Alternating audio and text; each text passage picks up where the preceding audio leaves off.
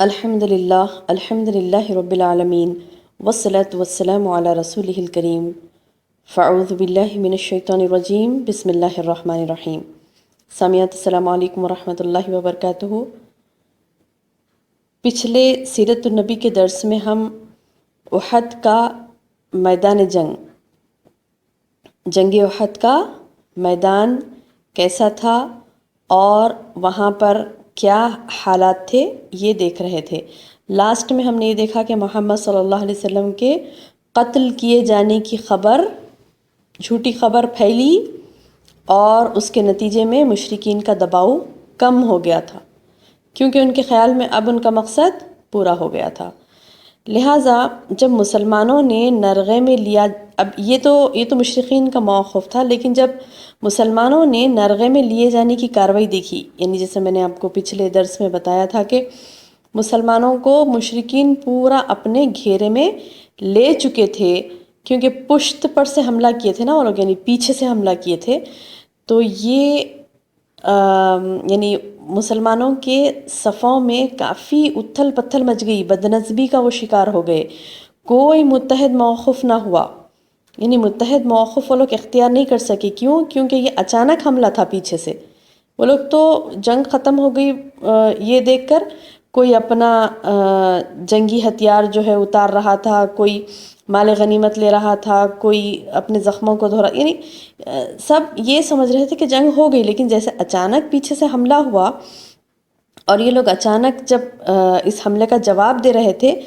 تو اس میں ان کا حال یہ تھا کہ تمام بدنظمی اتھل پتھل تھے پورے، چنانچہ بعض نے تو جنوب کی طرف راہ فرار بھی اختیار کی، مدینہ جا پہنچے، اور بعض احد کی گھاٹی کی طرف بھاگے اور اسلامی کیمپ میں پناہ گزیر ہوئے۔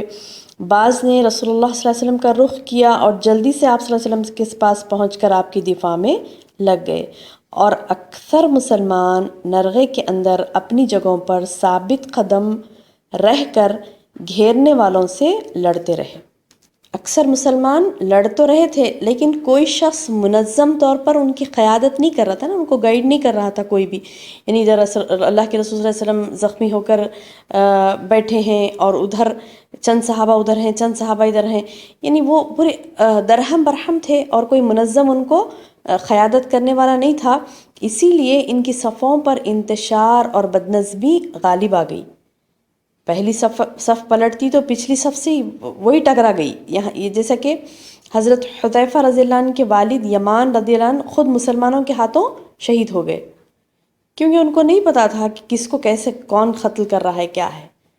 بہرحال اس کے بعد مسلمانوں نے نبی صلی اللہ علیہ وسلم کے قتل کی جب خبر سنی تو ان کا رہا سہا ہوش بھی جاتا رہا، ان کا جوش سرد پڑ گیا اور وہ ٹوٹ گئے، حتیٰ کہ کئی لوگوں نے لڑائی ہی چھوڑ دی، جبکہ کچھ دوسروں کو اتنا جوش آیا، انہوں نے کہا کہ اٹھو اور جس بات پر رسول اللہ صلی اللہ علیہ وسلم نے جان دی ہے اسی پر تم بھی جان دے دو۔ مسلمان انہی حالات سے دوچار تھے، کوئی جوش دلا رہا تھا، کوئی اٹھا رہا تھا لوگوں کو، کوئی سست بیٹھ گیا تھا، تو عجیب و غریب حال تھا میدان جنگ کا۔ اچانک کعب بن مالک رضی اللہ نے رسول اللہ صلی اللہ علیہ وسلم کو دیکھ لیا۔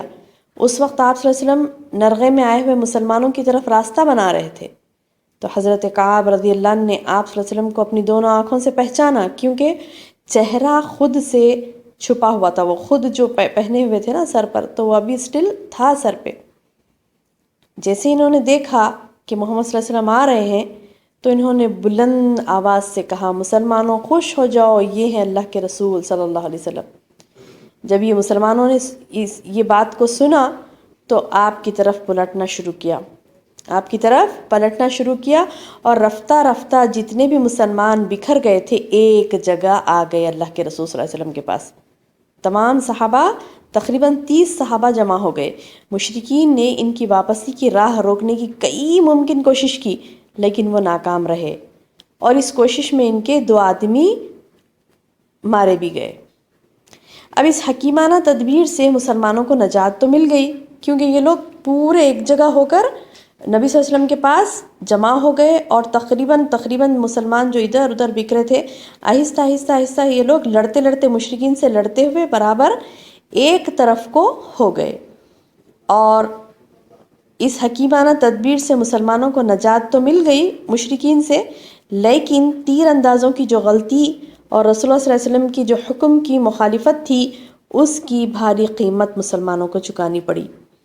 بہرحال مسلمان نرغے سے نکل کر ایک گھاٹی میں چلے گئے، جیسا میں نے بھی کہا کہ دھیرے دھیرے پورے ایک جگہ ہوئے، اور ان کا مقابلہ، مشرکین کا مقابلہ کرتے کرتے پیچھے ہٹتے ایک گھاٹی میں پناہ گزیر ہو گئے۔ وہاں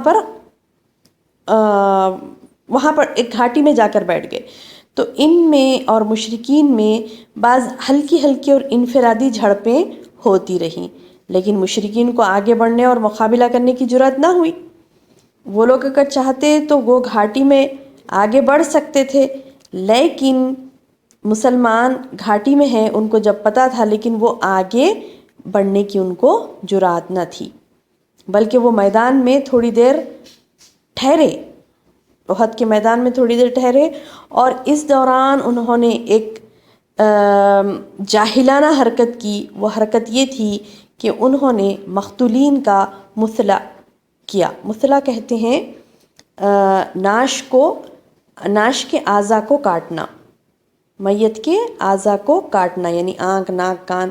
تو یہ لوگ کفار و مشرکین مارے غضب کے اب یہ جا تو نہیں سکتے مسلمانوں کے پاس، گھاٹی میں جا کر لڑ تو نہیں سکتے، لہٰذا ان کے مقتولین کو، یعنی شہداء جتنے بھی احد کے میدان میں پڑے تھے، ان کے کسی کے کان کاٹے، کسی کی ناک کاٹی، یعنی اس قدر نازیبہ حرکتیں انہوں نے کی۔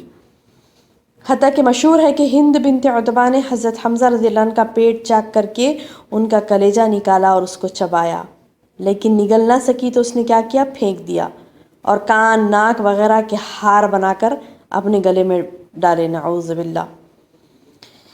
ادھر ابی بن خلف نے بڑے گھمنڈ کے ساتھ گھاٹی کا رخ کیا۔ اب کوئی نہیں جا رہا تھا گھاٹی کی طرف، تو ابی بن خلف کیا بولا کہ میں جاؤں گا اور محمد کو قتل کر کے آؤں گا، نعوذ باللہ من ذالک۔ لیکن اس کے برعکس ہوا، رسول اللہ صلی اللہ علیہ وسلم نے اس کو خود اور ذرا کے درمیان حلق کے پاس ایک چھوٹے سے نیزے سے ایسی ضرب لگائی کہ وہ اپنے گھوڑے سے کئی بار لڑک گیا، اور بیل کی طرح چنگاڑتا ہوا قریش کے پاس واپس بھاگ کر آ گیا۔ پھر واپسی میں مکے کے بالکل قریب مقام صرف پہنچ کر مر گیا۔ اس کے بعد قریش کے چند آدمی آئے، یعنی یہ لوگ اب کیا ہوا تھا کہ ایک ہی بڑا تھا آگے گھاٹی کی طرف، کون تھا وہ؟ ابی بن خلف، اور اس کو اللہ کے رسول صلی اللہ علیہ وسلم نے ایسا نیزہ پھینک کر مارا کہ وہ بیل کی طرح چنگاڑتا ہوا قریش کے پاس واپس پلٹ کر بھاگ کر آ گیا۔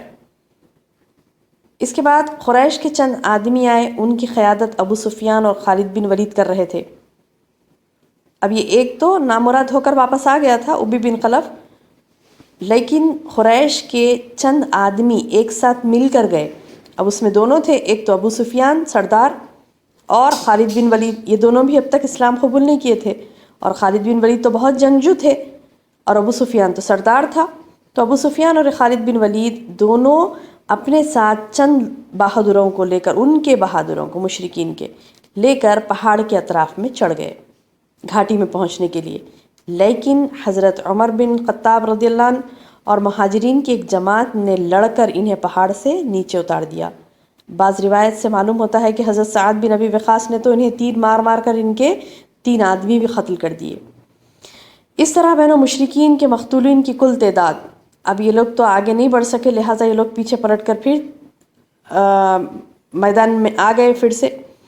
تو اب جو سٹیٹس تھا جنگ کا وہ یہ تھا کہ مقتولین کی تعداد، کل تعداد یعنی ٹوٹل جو لوگ قتل کیے گئے تھے وہ 22، اور کہا جاتا ہے کہ 37۔ کوئی روایت میں آتا ہے 22، کوئی روایت میں آتا ہے 37۔ یہ مشرکین کے مقتولین تھے۔ مشرکین کے مقتولین کتنے مارے گئے؟ 22 یا 37، جبکہ مسلمانوں کے 70 آدمی مارے گئے، 41 خزرج کے اور 24 اوس کے اور 4 مہاجرین کے۔ ان کے علاوہ ایک یہودی بھی مارا گیا۔ بعض اقوال اس سے مختلف بھی ہیں۔ بہرحال ابو سفیان اور خالد بن ولید جب آخری اور ناکام کوشش کر کے نیچے آ گئے، یعنی پھر سے میدان میں آ گئے، ناکام کوشش کر کر واپس لوٹے، اس کے بعد مکہ واپسی کی انہوں نے تیاری شروع کر دی۔ کیا کیا؟ مکہ واپسی کی انہوں نے تیاری شروع کر دی۔ ادھر رسول اللہ صلی اللہ علیہ وسلم جب گھاٹی کے اندر مطمئن ہو چکے تو حضرت علی رضی اللہ عنہ مہرآس سے، یعنی جو احد کے اندر ایک چشمہ ہے، احد کی پہاڑ گھاٹی میں تھے نا یہ لوگ، تو احد کے اندر ایک چشمہ ہے، وہاں سے پانی لے کر آئے اور آپ صلی اللہ علیہ وسلم کو پینے کے لیے پیش کیا۔ لیکن چونکہ اس میں تھوڑی سی ناگوار بو آ رہی تھی پانی میں، تو اسی لیے اللہ کے رسول صلی اللہ علیہ وسلم نے پیا تو نہیں اس کو، البتہ اس سے اپنا چہرہ دھویا اور سر پر بھی پانی ڈال لیا، مگر اس کے سبب زخم سے خون بہنے لگا جو تھم نہیں رہا تھا، کنٹینیوس خون نکل رہا تھا۔ تو حضرت فاطمہ رضی اللہ عنہ نے کیا کیا؟ چٹائی کا ایک ٹکڑا جلا کر اس پر یعنی اس زخم پر اس چٹائی کی راکھ چپکا دی اور خون تھم گیا۔ پھر محمد بن مسلمہ رضی اللہ عنہ خوش ذائقہ پانی لے کر آئے، جسے آپ صلی اللہ علیہ وسلم نے پیا اور انہیں دعائے خیر دی۔ زخم کے سبب ظہر کی نماز آپ نے بیٹھ کر پڑھی اور صحابہ نے بھی آپ کے پیچھے بیٹھ کر ہی نماز ادا کی۔ اسی اثنا میں انصار و مہاجرین کی کچھ عورتیں بھی آ پہنچی، جن میں حضرت عائشہ رضی اللہ عنہ، ام سلیم، ام سلیت رضی اللہ عنہما تھیں۔ یہ پانی سے مشکے سے بھر بھر کر لاتی اور زخمیوں کو پانی پلاتی تھیں۔ تو بہرحال بہنوں، یہ جنگ کا منظر تھا، یہاں تک کہ جب اللہ کے رسول صلی اللہ علیہ وسلم اور صحابہ اطمینان میں آ گئے تھے، گھاٹی میں تھے اور ظہر کی نماز ادا کی انہوں نے، اور صحابیات امہات المومنین آ کر ان لوگوں کی خدمت کر رہی تھیں، اور ادھر مشرکین احد کا میدان چھوڑ کر مکہ واپس جانے کی تیاریاں کر رہے تھے۔ اب آگے کیا ہوتا ہے انشاءاللہ ہم اگلے درس میں دیکھتے ہیں۔ سبحانک اللہم و بحمدک، اشہد ان لا الہ الا انت، استغفرک و اتوب الیک۔ السلام علیکم ورحمۃ اللہ وبرکاتہ۔